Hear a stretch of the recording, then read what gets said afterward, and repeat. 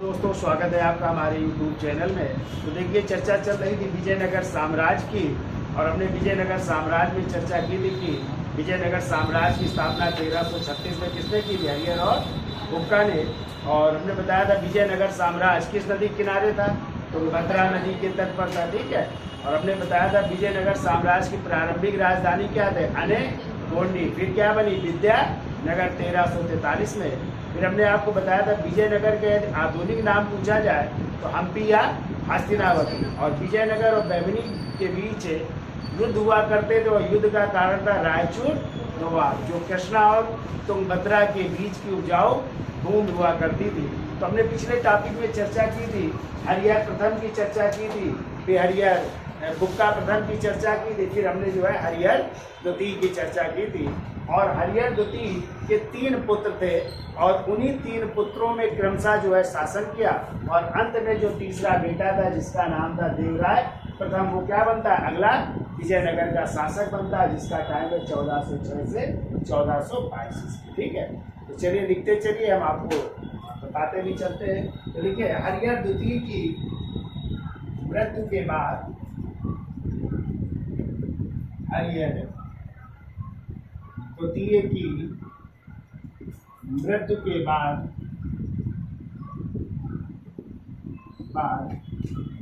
क्रमशः उसके 3 पुत्रों ने शासन किया। क्रमशः उसके 3 पुत्रों ने शासन किया।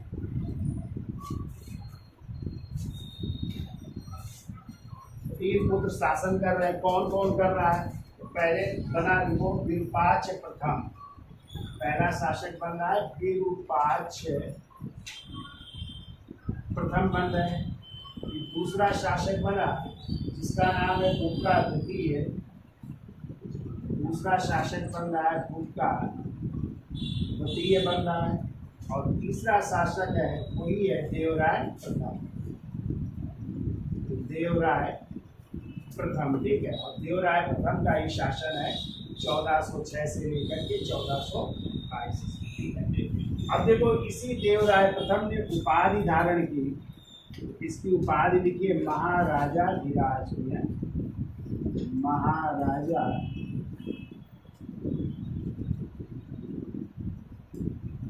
धीराज की उपाधि धारण कर रहा है। ठीक है, अब देखिए 1406 ईस्वी में, यानी जब ये शासक बना तभी इसका युद्ध हो रहा है बैमनी शासक फिरोज शाह से। तो 1406 ईस्वी में एक युद्ध हुआ जिसे सोनार की बेटी का युद्ध कहते हैं। सोनार की बेटी का युद्ध कहते हैं। ठीक है, और ये युद्ध किसके किसके साथ हो रहा है? ये युद्ध हो रहा है बैमनी शासक थे फिरोज शाह, यानी देवराय प्रथम प्लस बैमनी शासक फिरोज शाह के बीच है। फिरोज शाह के बीच में तो आप लोग लिखिए, बोल देते हैं। देखो 1406 ईस्वी में बैमनी शासक फिरोज शाह ने विजय नगर पर आक्रमण करके बैमनी शासक फिरोज शाह ने विजयनगर पर आक्रमण करके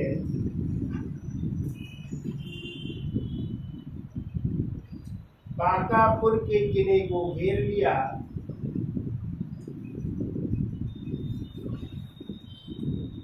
बांकापुर के किले को घेर लिया। कौन से किले को? बांकापुर के किले को घेर लिया। इसलिए दोनों शासकों के बीच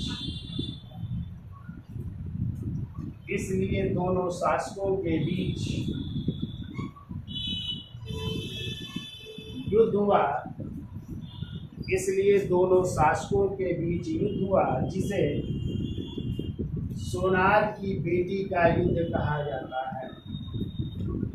दोनों शासकों के बीच युद्ध हुआ जिसे सोनार की बेटी का युद्ध कहा जाता है। देखो इस युद्ध में देवराय प्रथम पराजित हुआ। इस युद्ध में देवराय प्रथम पराजित हुआ और फिरोज शाह से समझौता करके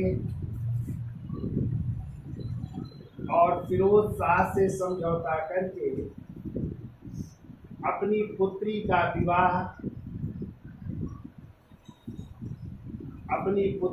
विवाह फिरोज शाह से करके बांकापुर के किले को दहेज में दे दिया। और फिरोज शाह से अपनी पुत्री का विवाह करके बांकापुर के किले को दहेज में दे दिया।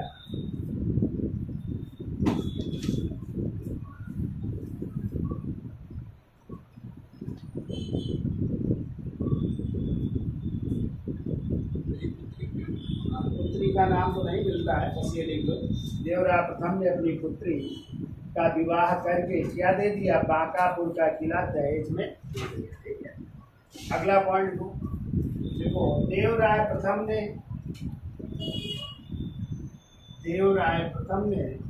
1410 ईस्वी में तुंगभद्रा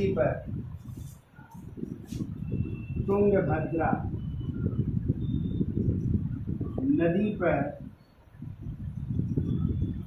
देखो एक नहर का निर्माण करवा रहा है। उनको 24 किलोमीटर लंबी नहर का निर्माण करवाया। 24 किलोमीटर लंबी नहर का निर्माण करवाया। 24 किलोमीटर लंबी नहर का निर्माण करवाया और हरिद्रा नदी पर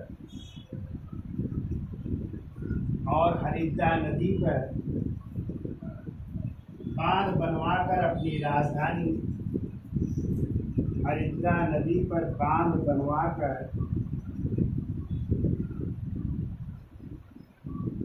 अपनी राजधानी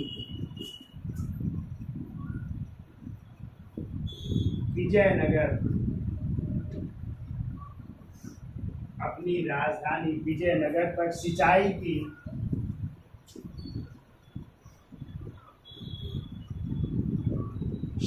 की व्यवस्था कराई। अपनी राजधानी विजयनगर तक सिंचाई की व्यवस्था या जल प्रणाली की व्यवस्था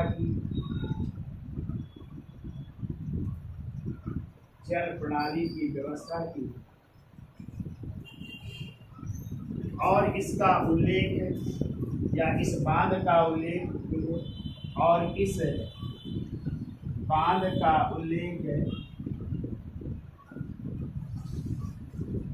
पुर्तगाली यात्री और उस यात्री का नाम है नूनिज ने सचित्र वर्णन किया है।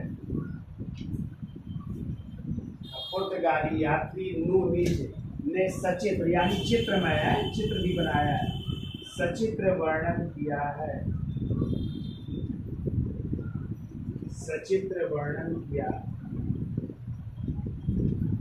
ठीक है, तो इसका स्क्रीनशॉट ले लो और आगे चलते हैं। देखो अगला पॉइंट, देखो देवराय प्रथम ने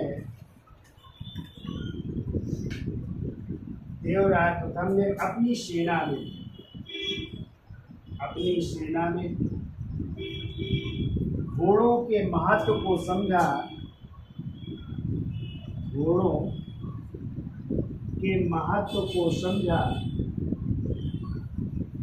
और अरब तथा फ्रांस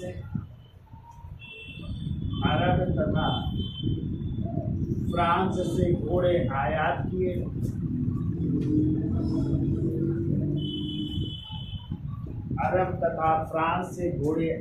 किए। और 10,000 मुस्लिम सैनिकों की भर्ती की। और 10,000 मुस्लिम सैनिकों की भर्ती की।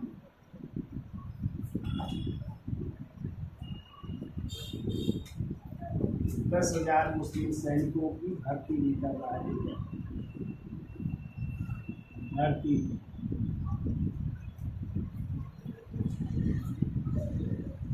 अगला पॉइंट को, देवराय प्रथम के दरबार में हर विलासम के तेलुगु लेखक, हर विलास के लेखक, हर विलास के तेलुगु लेखक, तेलुगु लेखक और उनका नाम था श्रीनाथ, निवास करते थे। तो श्रीनाथ निवास करते थे, तेलुगु भाषा के लेखक थे, जिन्होंने हर विलास पुस्तक लिखी है। ठीक है, तो हर विलास के लेखक निवास करते थे। अगला पॉइंट को जो वेरी वेरी इंपॉर्टेंट है, वो देवराय प्रथम के ही दरबार में 1420 ईस्वी में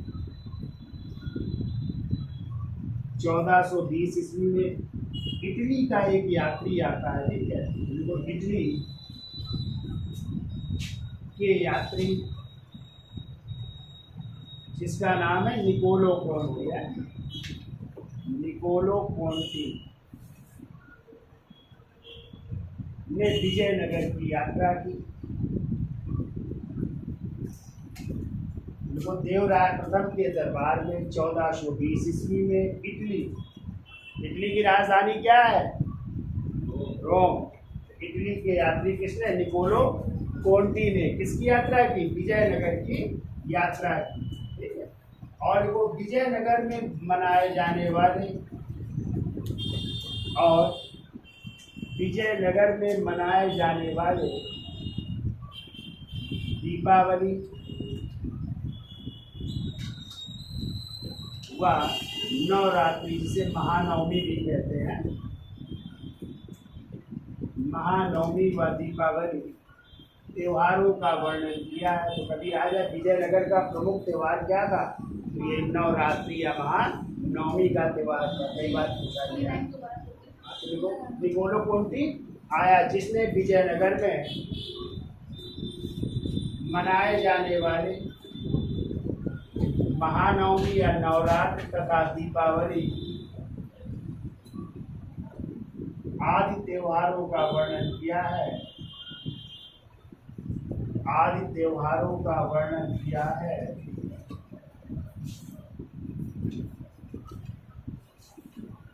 वर्णन किया है तथा विजयनगर में प्रचलित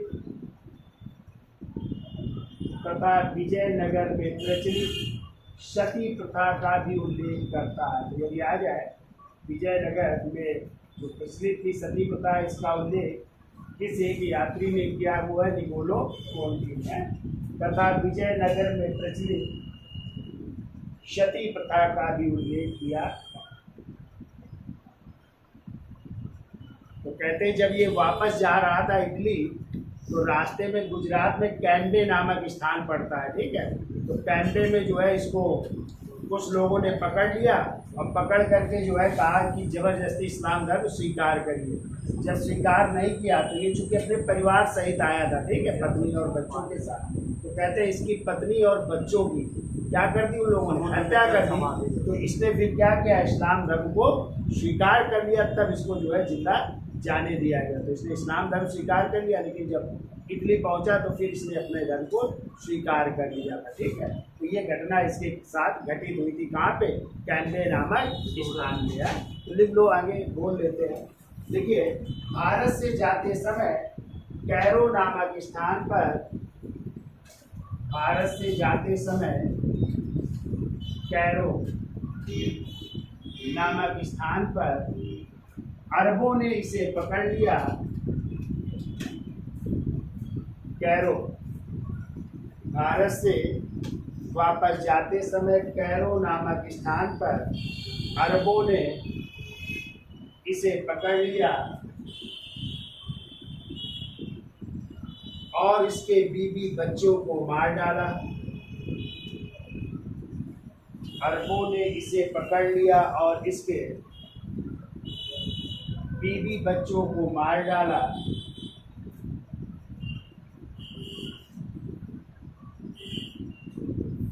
अतः जान बचाने के लिए निकोलो कोंटी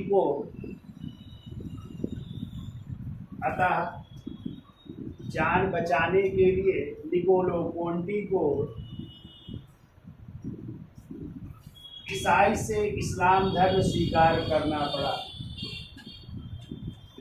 जान बचाने के लिए निकोलो कोंटी को ईसाई से इस्लाम धर्म स्वीकार करना पड़ा। यानी धर्मांतरण का उदाहरण भी माना जाता है। ठीक है,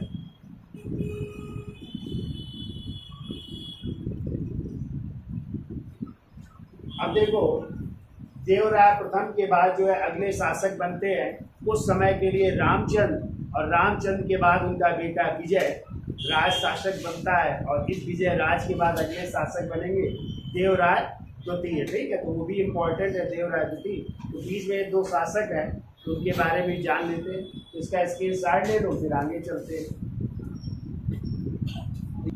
तो देखिए, देवराय प्रथम के बाद अगले शासक बनते हैं रामचंद्र। ठीक है, कौन बने पहले शासक? रामचंद्र शासक बनते हैं, और रामचंद्र का शासन काल है 6 माह तक है, यानी 6 माह तक इन्होंने शासन किया। और इसके बाद जो है अगले शासक कौन बनते हैं? वीर विजय शासक बनते हैं। ठीक है, और इस वीर विजय ने सत्ता कुछ समय तक शासन की ज़्यादा जानकारी नहीं है। और फिर वीर विजय के बाद ही इनका पुत्र था जो अगला शासक बनेगा, जिसका नाम है देवराय द्वितीय। तो आप लोग सीधे देवराय द्वितीय लिख लीजिए, या तो एक लाइन में लिख लीजिए, इनके बारे में हम बोल देते हैं। देखो 1422 ईस्वी में रामचंद्र 6 माह के लिए शासक बना।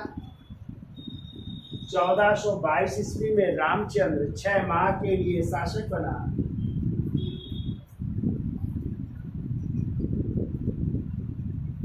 इसके बाद वीर विजय अगले शासक बने।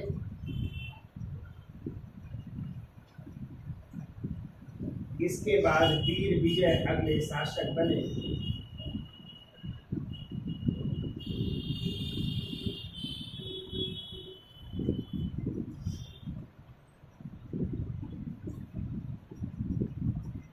देखिए अगला पॉइंट, वीर विजय का समकालीन बहमनी शासक, वीर विजय का समकालीन बहमनी शासक, वीर विजय का समकालीन बहमनी शासक अहमद शाह था। वीर विजय का समकालीन बहमनी शासक अहमद शाह था, जिसने वारंगल के शासक की मदद से, जिसने वारंगल के शासक की मदद से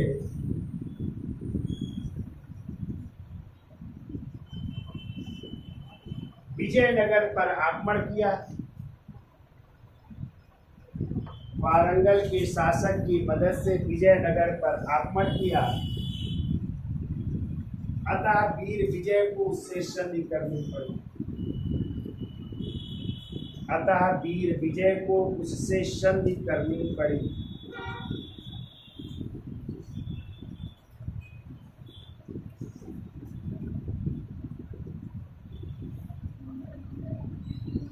अगला पॉइंट है, वीर विजय का दूसरा संघर्ष, वीर विजय का दूसरा संघर्ष उड़ीसा के गजपति शासक, उड़ीसा के गजपति शासक मानदेव चतुर्थ से हुआ। मानदेव चतुर्थ से हुआ। मानदेव चतुर्थ से हुआ। और इन दोनों संघर्षों में और इन दोनों संघर्षों में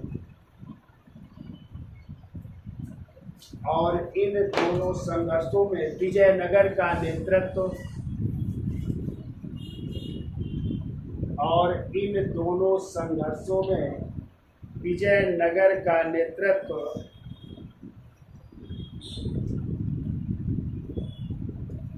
वीर विजय के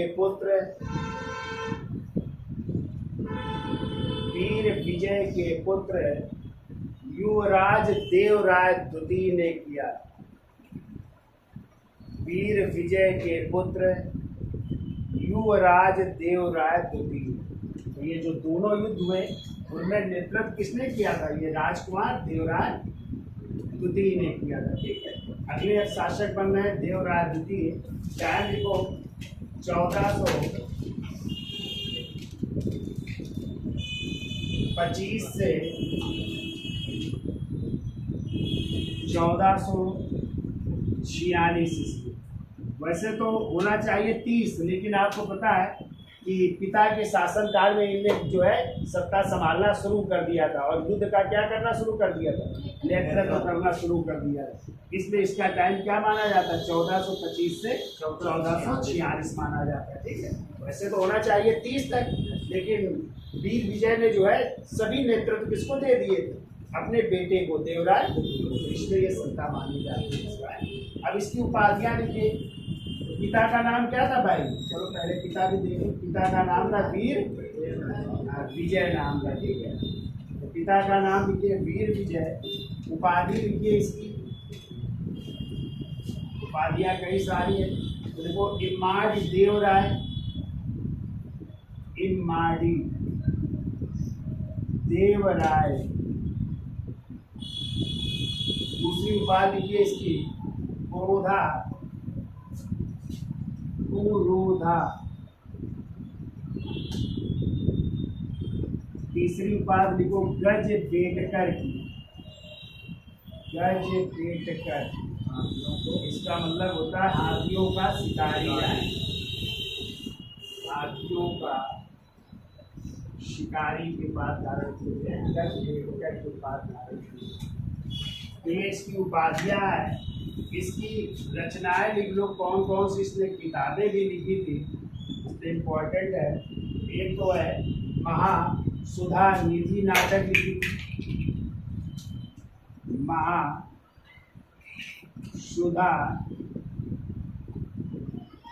निधि नाटक है। और दूसरी इन्होंने लिखी थी ब्रह्म सूत्र पर टीका लिखी थी है। तो दूसरा लिख लो बादरायण के ब्रह्म सूत्र पर टीका, बादरायण के ब्रह्म सूत्र पर टीका भी लिखी थी। तो ये दो रचनाएं हैं, महासुधा निधि नाटक और बादरायण की ब्रह्म सूत्र पर टीका की। ये जो है देखो, यह संगम वंश का सबसे महान शासक है। यह संगम वंश का महान शासक है। संगम वंश का महान शासक था।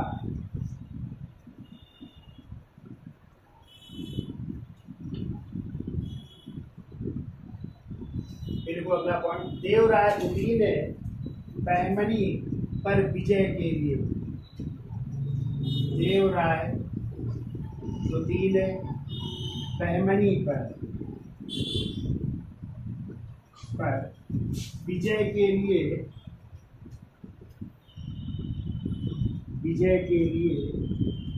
एक जांच कमेटी गठित की, एक जांच कमेटी गठित की। यानी एक कमेटी गठित की अच्छे अच्छे लोगों की कि आप लोग सुझाव दीजिए कैसे हम जो है बहमनी साम्राज्य को जीतें। तो उस कमेटी ने फिर सुझाया कि आप अपनी सेना पे किसको भर्ती करिए, मुस्लिम सैनिकों को। तब जो है अपनी सेना में इसी कमेटी की सिफारिश पर 2000 धनुर्धर मुस्लिम सैनिकों की क्या कर रहा है, भर्ती कर रहा है। ठीक है, तो क्या लिखा, देवराज द्वितीय ने बैमनी पर विजय प्राप्त करने के लिए एक जांच कमेटी गठित की और इसी कमेटी की रिपोर्ट के आधार पर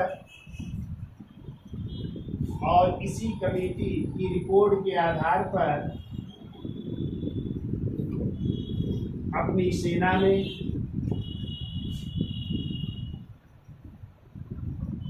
2000 धनुर्धर मुस्लिम सैनिकों की भर्ती की।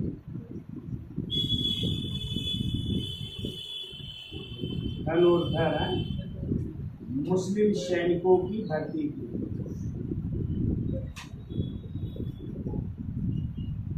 तो धनुर्धर मुस्लिम सैनिकों की भर्ती कर रहा है, कितने हजार, 2000। ठीक है, सैनिकों की भर्ती की। मुस्लिम 2000 धनुर्धर मुस्लिम सैनिकों को भी, कौन थे ये, घुड़सवार है, ऐसे लिख लो, घुड़सवार मुस्लिम सैनिकों की भर्ती की। और सिंहासन के सम्मुख कुरान की एक प्रति रखवाई। आप लिख देते हैं, और सिंहासन के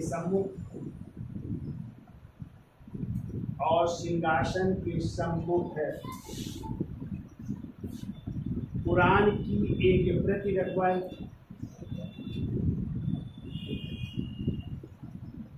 कुरान की एक प्रति यानी कुरान की एक कॉपी रखवाई। ठीक है, या कुरान रखवाई, जिससे मुस्लिम सिपाही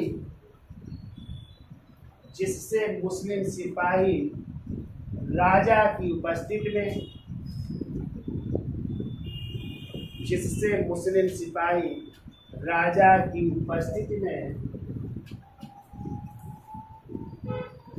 अभिवादन की रस्म अदा करें।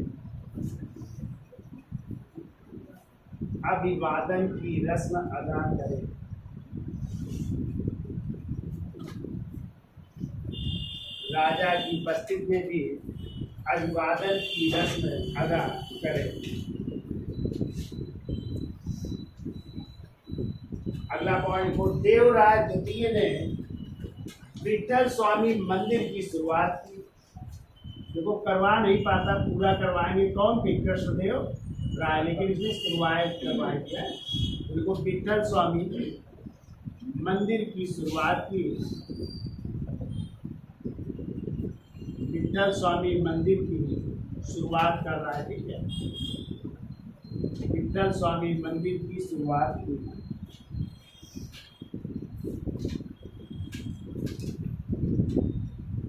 अगला पॉइंट को, 1442 ईस्वी में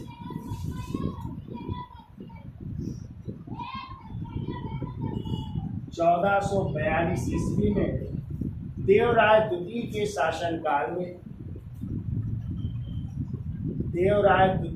शासनकाल में फारस, या इसी को फारस को ही अब क्या कहते हैं, ईरान है। देखो, फारस या ईरान का, फारस या ईरान या समरकंद के शासक, फारस, ईरान या समरकंद भी कह सकते हैं। समरकंद के शासक, और शासक का नाम है लिखो शाहरुख का राजदूत है। शासक का नाम वो शाहरुख का राजदूत अब्दुल रज्जाक,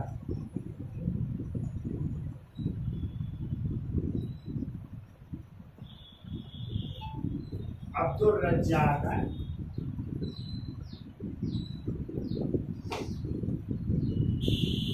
अब्दुल रज्जाक पहले कालीगढ़ के जमोरिन के दरबार में आया। पहले कालीगढ़ के कालीकट के शासक जमोरिन के दरबार में आया,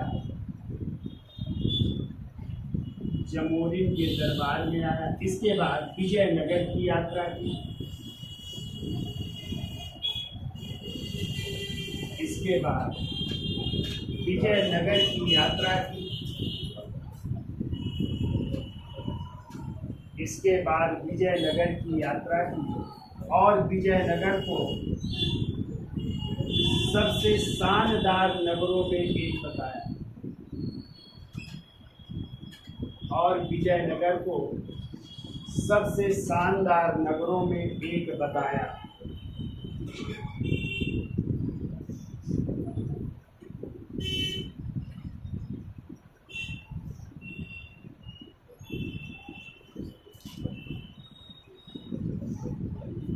ठीक है, तो ये आए थे अब्दुल रज्जाक किसके समय? देवराय द्वितीय के समय। और निकोलो कोंटी किसके समय आए थे? देवराय प्रथम के समय। ठीक है, अब कहते हैं कुछ समय के लिए जो है इनका एक छोटा भाई था वो शासक बनता है, लेकिन ज़्यादातर इतिहासकार मानते हैं कि देवराय द्वितीय के बाद उनका बेटा जिसका नाम था मल्लिकार्जुन अगला शासक बनता है। तो हेडिंग डाल दीजिए मल्लिकार्जुन, मल्लिकार्जुन। और मल्लिकार्जुन का टाइम लिखिए 1446 से 1465।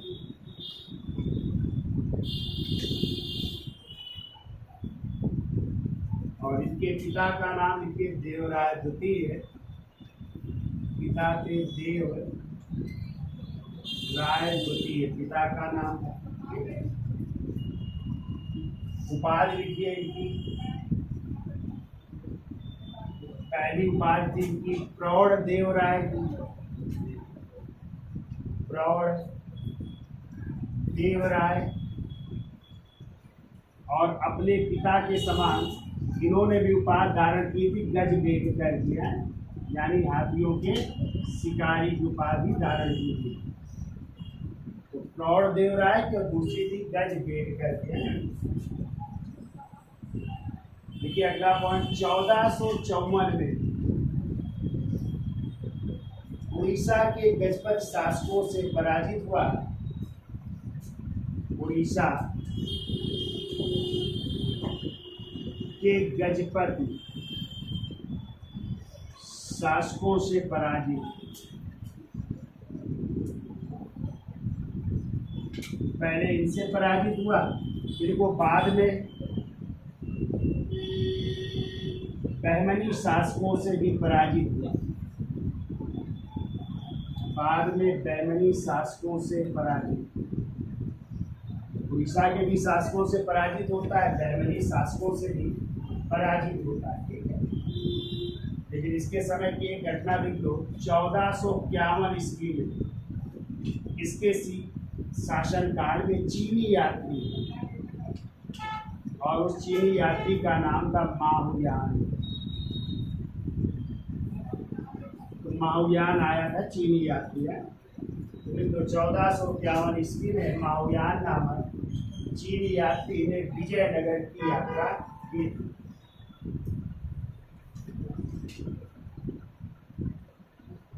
अब देखो मल्लिकार्जुन की और उसके पुत्र, मल्लिकार्जुन एवं उसके पुत्र, और उसके पुत्र का नाम है कुलशेखर।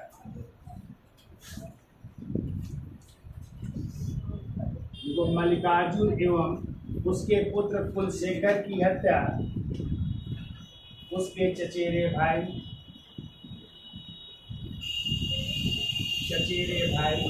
विरूपाक्ष द्वितीय ने कर दी, विरूपाक्ष द्वितीय ने कर दी। ठीक है, तो अगला शासक बनता है विरूपाक्ष द्वितीय। देखो हम बोल देते, देखो मल्लिकार्जुन एवं उसके पुत्र कुलशेखर की हत्या उसके चचेरे भाई विरूपाक्ष द्वितीय ने कर दी। आज खत्म कर दे, संगम मास तो खत्म ही कर दे। मल्लिकार्जुन एवं उसके पुत्र कुलशेखर की हत्या उसके चचेरे भाई किसने कर दी? विरूपाक्ष तृतीय ने कर दी। अगला शासक बन रहा है विरूपाक्ष तृतीय बन रहा है। ठीक है, तो 2 लाइनें खत्म करते हैं इसको। हेडिंग डाल लीजिए विरूपाक्ष तृतीय 1465 से 1485।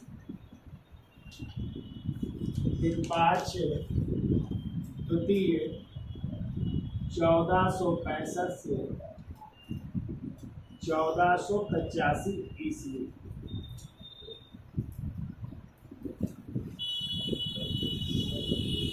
देखो, यह संगम वंश का अंतिम शासक था।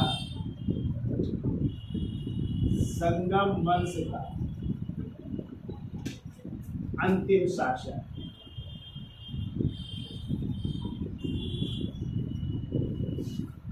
यह संगम वंश का अंतिम शासक था।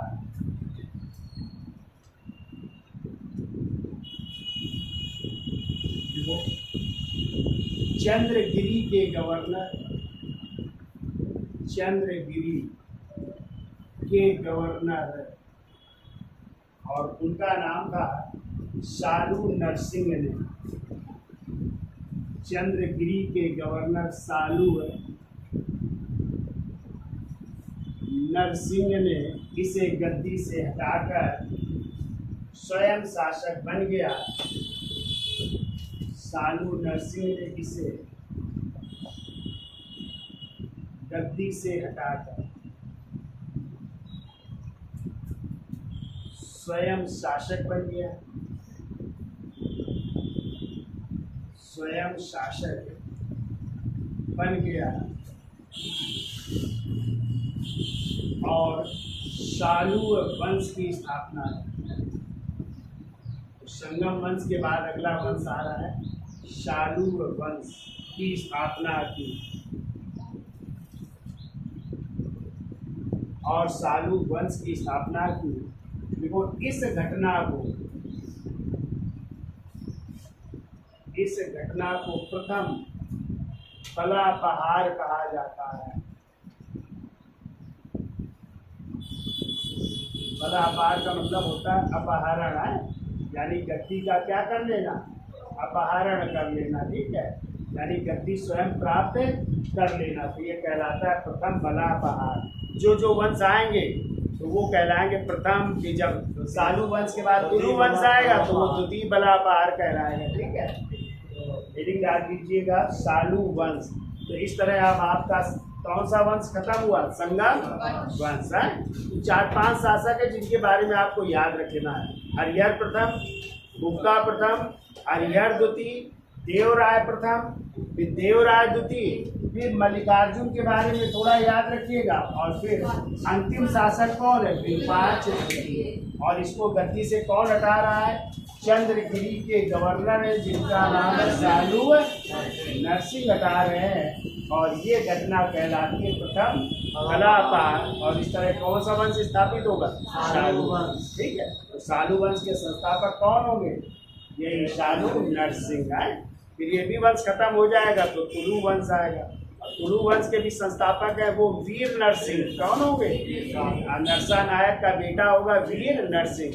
और वीर नरसिंह के बाद ही गद्दी पर बैठेगा उनका छोटा भाई कृष्णदेव राय, जो कि बहुत इम्पोर्टेंट है। ठीक है, विजयनगर के शासकों में है। सबसे ज़्यादा जो है उनके बारे में चर्चा करेंगे कृष्णदेव राय के बारे में, जो किसके समकालीन थे? मुगल बादशाह बाबर। और बाबर ने अपनी पुस्तक बाबरनामा में यदि आता है ना कि किन 2 हिंदू राजाओं का उल्लेख किया है, एक तो कृष्णदेव राय का और दूसरा मेवाड़ के शासक का उल्लेख किया। ठीक है, तो आज के लिए इतना रखते हैं।